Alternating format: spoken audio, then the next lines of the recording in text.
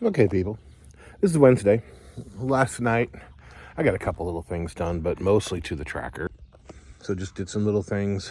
I think I need to get underneath that and put the fuel pressure tester on the fuel filter, because I guess that's the only place to really tap into it and check the fuel pressure coming out of the pump, which I honestly think is good. I think the injectors are all plugged up, but we played with that a little bit yesterday.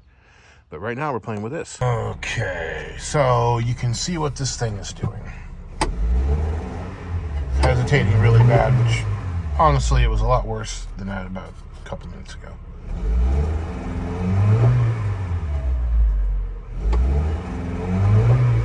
So, fuel pressure, as you can see, is good.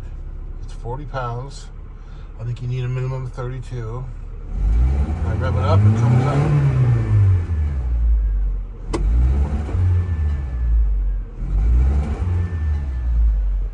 So, drive-wise, I don't think it's going to drive well. Let the tranny warm up here. Give me a sec. Still sitting on 40 pounds. Okay, so let's drive this thing.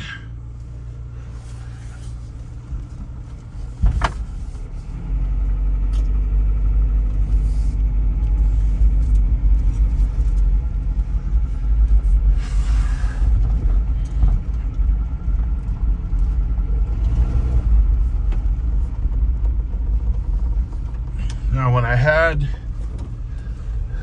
the fittings off of the filter, the fuel filter, I filled it up with carb cleaner and put it all back together, hoping that little bit might help clean the injectors out, but it might have even made it worse, which, if the fuel lines are full of crap, of varnish, the only place for that to go is into those little screens in the injectors. So I had a plan to actually pull the injectors out and clean them, or at least clean the screens. Yeah, see, it's really hesitating. Anyway, but you got to pull the upper intake manifold and a bunch of crap to get to them, so I think what I'm going to do, because the injectors are only about 10 bucks a piece, I'm just going to buy a set of injectors and replace them all in one shot. So, okay, we're doing 51 miles an hour. I'm pulling 45 pounds of fuel pressure. And, I mean, that's about all I got right now without flooring it. Kicking down the throttle. We've got a hell of a winter storm coming in tomorrow and lasting all weekend into Monday. We're talking single digit highs, negative lows, 5+ inches of snow. So I think this is probably good enough for me to drive to work slowly. I hope. I'll have 4-wheel drive. We'll see. It may not be, but I can't really do anything else with it right now.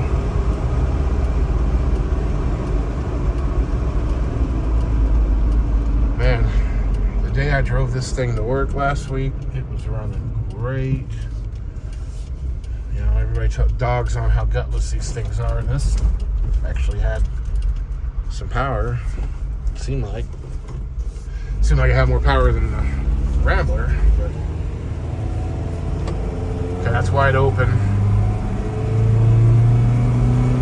45 pounds of fuel pressure.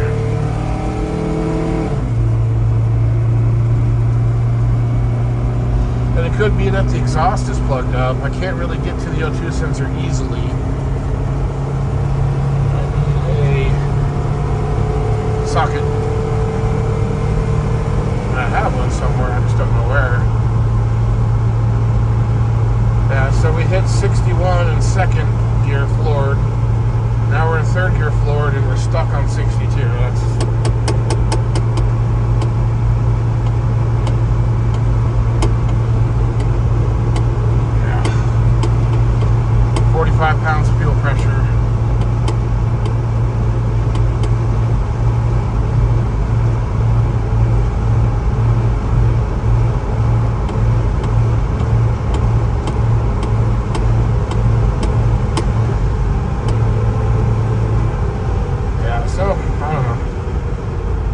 probably good enough to get me to work, but I'm gonna go see if I can find that O2 sensor socket I've got. And if I can pull this O2 sensor, then I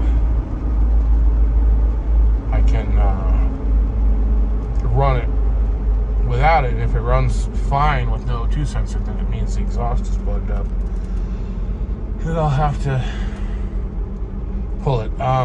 The muffler, the heat shield was really rusty and it was rattling on the muffler, so I went ahead and just yanked it off and tapped on the bottom of the muffler, and it's full of sediment. It could be full of catalytic converter. The exhaust does not smell catalyzed, so it could have exploded and then all went into the muffler and plugged it up. I had that happen to the Volvo, but you know, you get behind there with the engine running, it feels like there's plenty of flow. I rev it up and there's plenty of exhaust coming out of the tailpipe. It's not hissing or anything. So I don't think that's the issue. I don't know. Maybe I'll go drive into town and borrow a O2 sensor socket.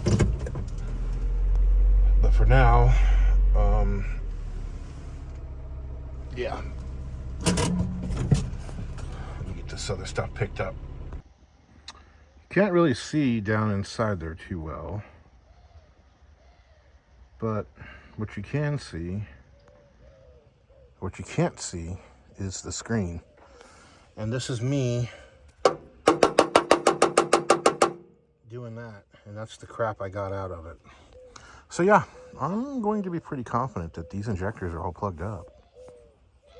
They're probably garbage, but I'm going to try to clean them out anyway, because I don't know how good a set of $30 injectors is. And that's $30 for all 4 of them. We'll see. Well, I got the seat track swapped out. This is the worst one. As you can see, it would only move about an inch, and then the end of it was broke off. Yeah. I didn't fix the floor, i.e. seat mounts, on the passenger side yet. I don't really have any plans to have passengers, but I figure for now, it seemed like it's pretty solid, but then again, not. Basically, it's just so I have somewhere to set stuff and put my soda. You know, I don't have to worry about it falling over as easily. I left my glasses somewhere last night, so now I need to go drive to town to go find them. And test drive this thing.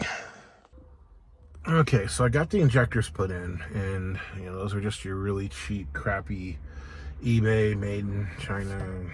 You know, they were $30 for all 4 of them. So I figured I really didn't have much to lose. Got them in finally, and there was a couple other little things, like the vacuum hose going down to the modulator on the transmission had a couple splits in it, so that explained away my weird kind of shifting issue, like it was running out of vacuum, so it makes perfect sense. It also explained away my high idle. And so I got to run it pretty good, but when I started pulling the manifold and I pulled the fuel pressure regulator vacuum hose off, it was full of gas. So that means the diaphragm and the fuel pressure regulator shot. It's junk. So at the very least, it's going to be running rich just from having too much fuel pressure. And then if it's sucking gas, it's going to be really rich. And so I got it all hooked up, put together, and yeah, it's running pretty rich. My fix was to just unplug the vacuum hose and let it suck air. And it runs decent. It actually runs pretty good going down the highway. It idles, you know, not the smoothest, but it's not, I wouldn't exactly call it rough. Good enough to drive. You can smell the exhaust. It does smell rich. And before I pulled the hose off, because I tried driving it with the hose on, and it ran great other than it idled rough. It went through half a tank of gas in 35 miles. So we're gonna see what it does now with the vacuum hose unplugged. Like I say, it does run better. I'd almost call it running good, especially compared to how it was running. It's definitely good. But you can still smell it in the exhaust, how rich it is. And it doesn't seem like it's that bad when it's under load, but idling, it's definitely rich. So we'll see. I've got a new fuel pressure regulator coming, and hopefully after that it should be all good. One thing I do want to do is I'm going to put the factory igniter back on and put my $11 one in the glove box and save it for when I need it, because I don't know how great it's going to be either. Anyway, so I'm going to go ahead and jump on that quick project, and then I'll probably head on out. All right, here we go.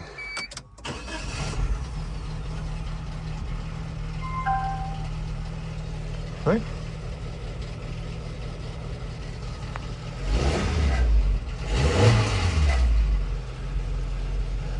Yeah, running pretty good.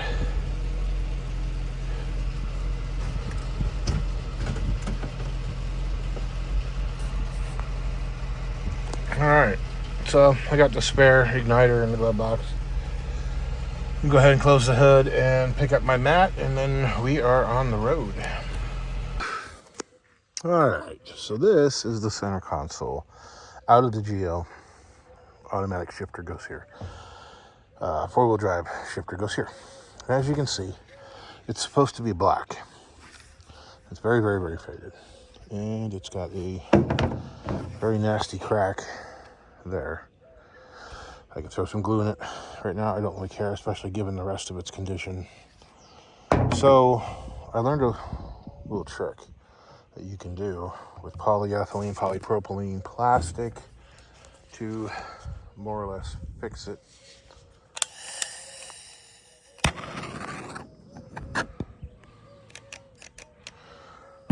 Let's see.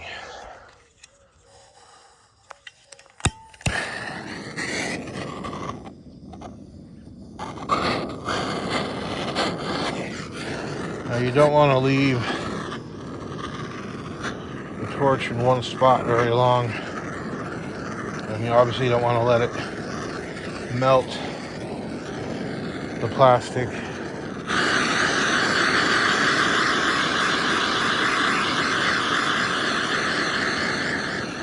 All we're doing is kind of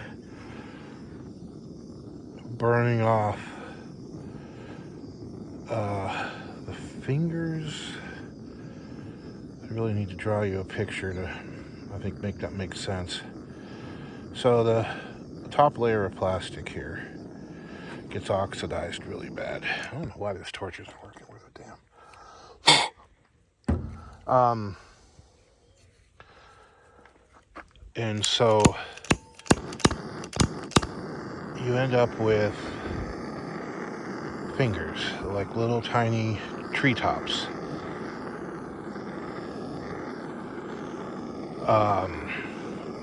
And so the tips of those are bleached,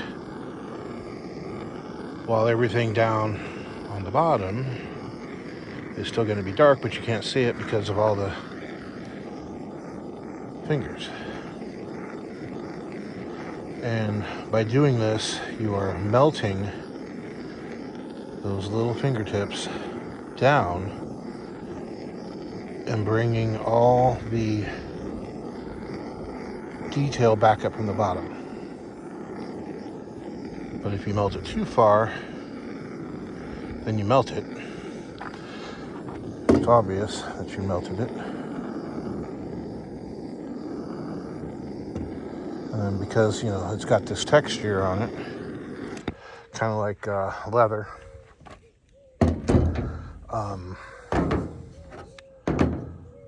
you end up losing that texture, or creating spots where the texture is weird.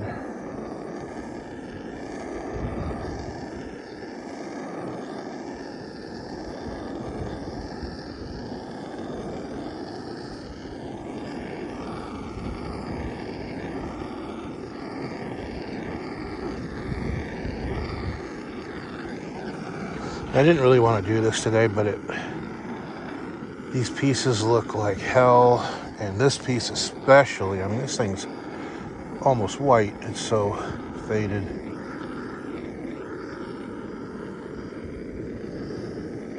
So I think now that I've done this, I'm going to have to do the other pieces.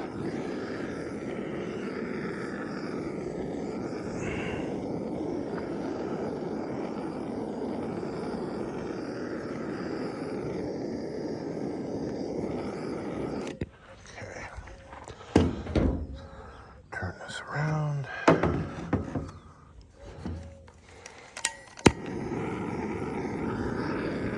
Remember, you don't want to get it too hot.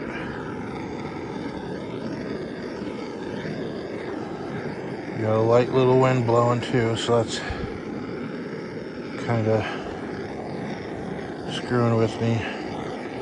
You can see I ended up with some lines here.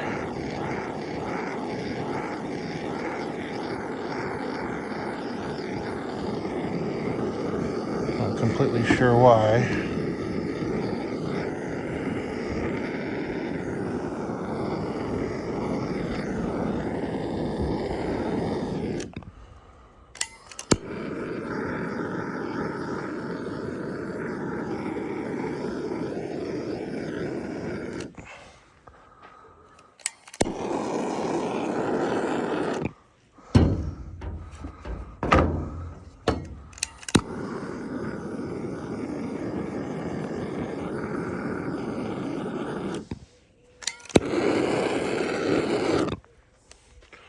Okay, I'm going to take this over to said tracker.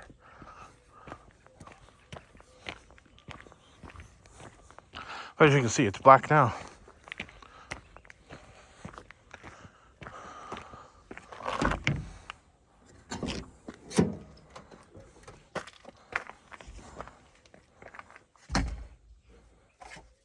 Speaker grill.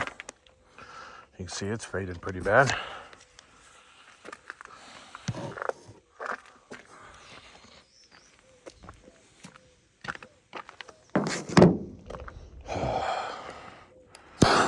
Supposed to be a storm coming. Supposed to get some rain this time instead of snow. So that didn't really make much of a difference.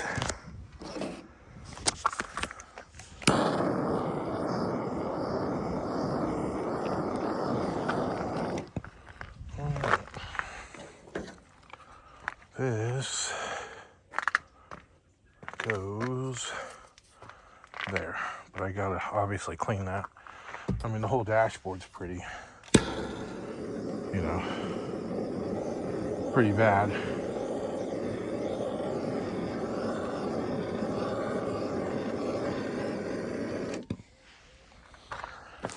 But we're not working on that right now. This piece is still black, I think.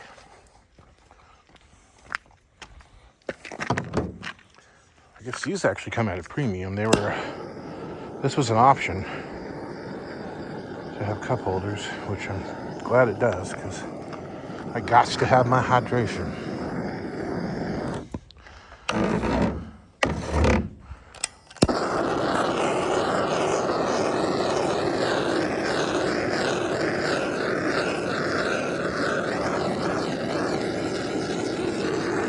Yeah, it didn't really make any difference.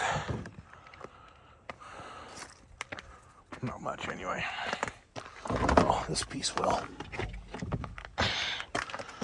This goes around the speedometer. This piece was pretty bad.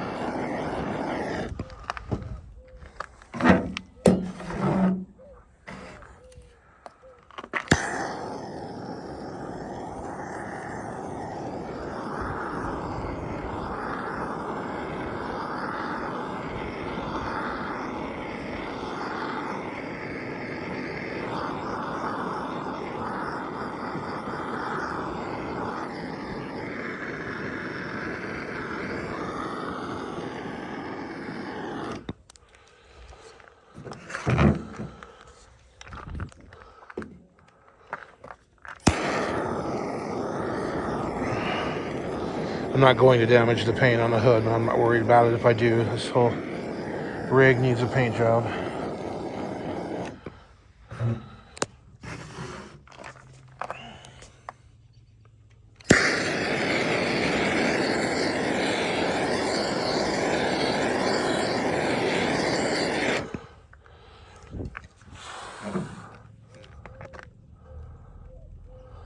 Well, it's looking pretty good.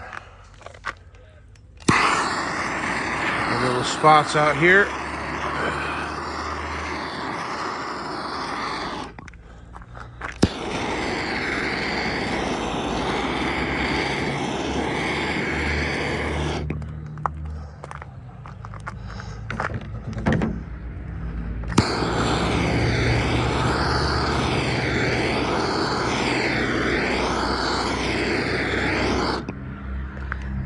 And there you have it.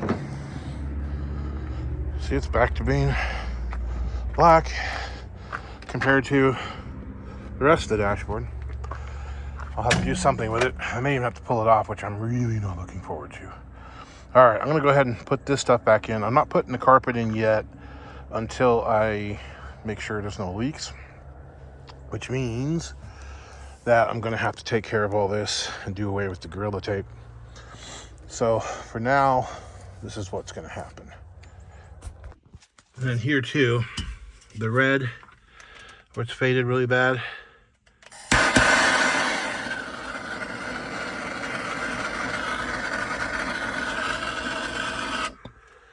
we are.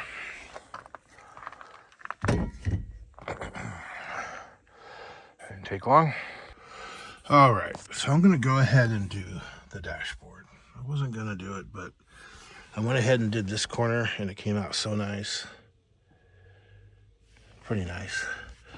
This discoloration that you kind of see here, it doesn't actually look that way. You can barely see it in real life, where here on the camera it shows up a lot more. But anyway, I'm gonna go ahead and do it and just try to bring out the dark color again, and then I'll probably do the top of the steering wheel here too. I do need to adjust the steering wheel one tooth back and then get the horn button back on. All right, time to get busy. And there we are. So there are some striations, which I think some protectant would actually kind of level the color out. It looks a lot worse on camera though than it looks in person. This is rubber, so it would have to be painted. Can't really do anything with it with the torch. But I'm happy compared to what it looked like before. It looks a hell of a lot better now. There you are. Very happy. Mother of all mouse nests here. No wonder my heater wasn't blowing very much. I got this drain cleaner here. Hopefully it'll grab a hold of that stuff. Oh, it grabbed a hold of some of it.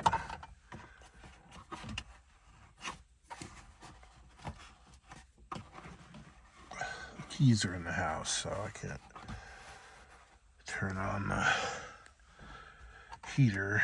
Not that I think I would anyway. I really don't want to get the hantavirus, although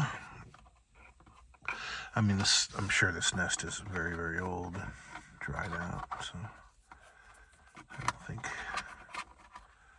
the risk is high for that.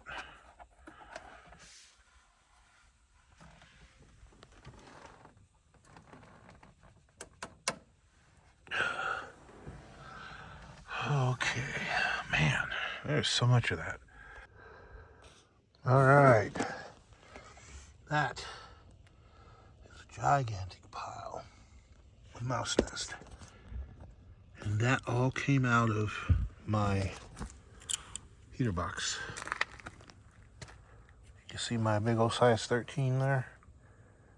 Yeah, that big. Alrighty, here we are, after hours arts and crafts. Show you what I did here. We had a pretty good sized crack here. It was completely broken here, that corner was missing. See, it's the sand and iso sugar glue plus epoxy underneath it. Epoxy. And up here, this was all shattered where these two pins were. So I was able to get that glued back together with the epoxy and glue the hole back together. And there, that didn't line up very well, but I don't think you'll be able to see it very well. Over here, this whole chunk was missing. I was able to get this glued back on. That was in 4 pieces. And then this is epoxy putty. And I'll have to trim this afterwards when I go to put it back in. But up here, I've got plenty of space, so it doesn't have to be real accurate. Same thing down the sides here. But when you get down here to the bottom section, it has to be. So that might be a problem. I might have to bring out the Dremel and flatten it. But what we're going to do right now, yeah, see, I'm going to put some primer and some paint on it and get it back in the car. And so these things are brittle like glass, and even used they're about $100. So yeah. So these are my $31 injectors. That's $31 for all 4 of them. So I swapped the injectors on the Tracker, and it went from running incredibly lean to incredibly rich. Incredibly rich.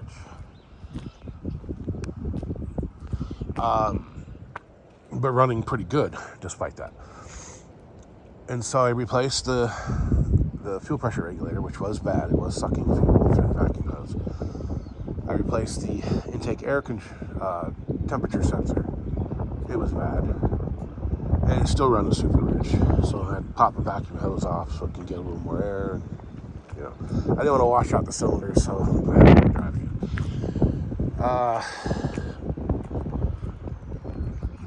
So I got a hold of the company that sold those to me, and they're just like, all right, here's your money back. Keep them. You know, it's not worth the postage to, oh man, it's cold out here and the wind's blowing. Anyway, it's not worth the postage to send it back. So I went ahead and I cleaned the original injectors and popped them in yesterday. And it's running great. Well, it's running very good. I'll hold off on great.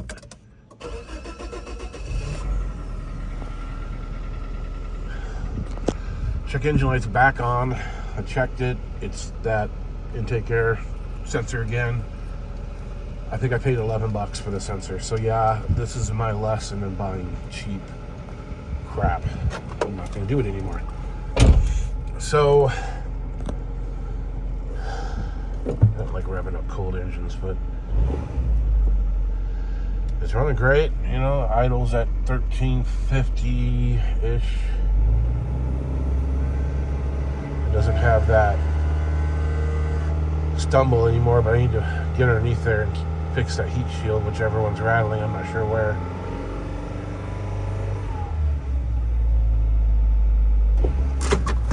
So I get it all put back together and I take it for a test drive. And the idle's way up there. It's like 1900, and it's going into fuel cut. So it creeps up there and then you know, which is the computer thinking that you're decelerating because your throttle position sensor is on idle, but your RPMs are up super high, so it's cutting the injectors. So I go out and I start playing with the air bypass little screw that lets air go past the throttle body to manually adjust the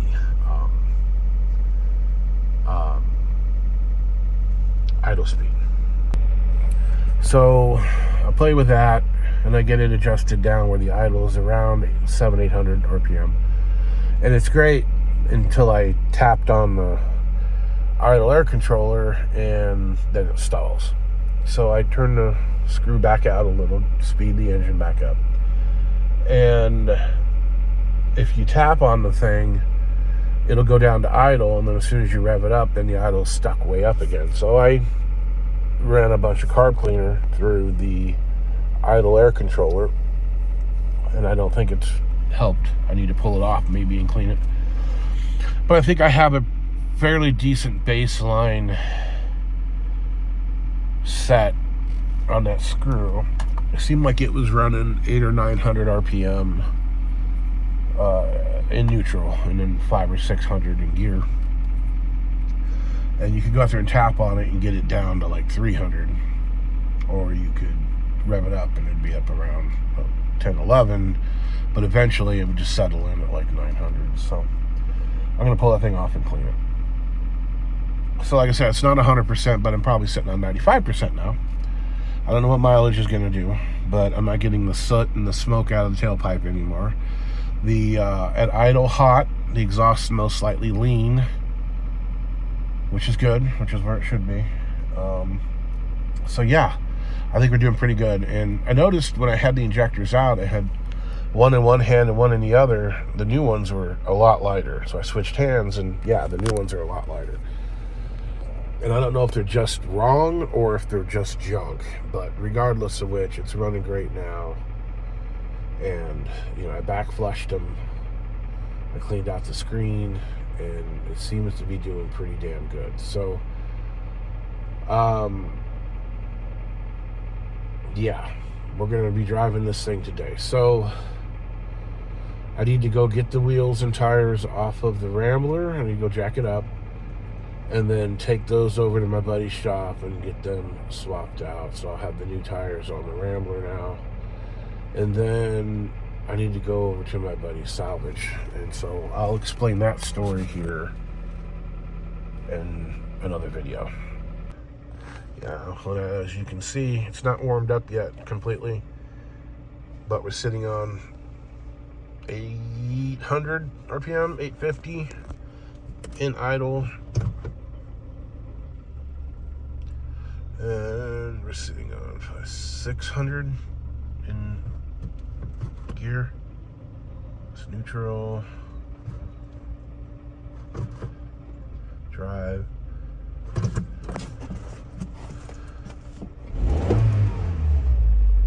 Let's see, it'll kind of stick up there a little bit, and then it'll eventually come back down. I just need to pull it off and clean it, I think.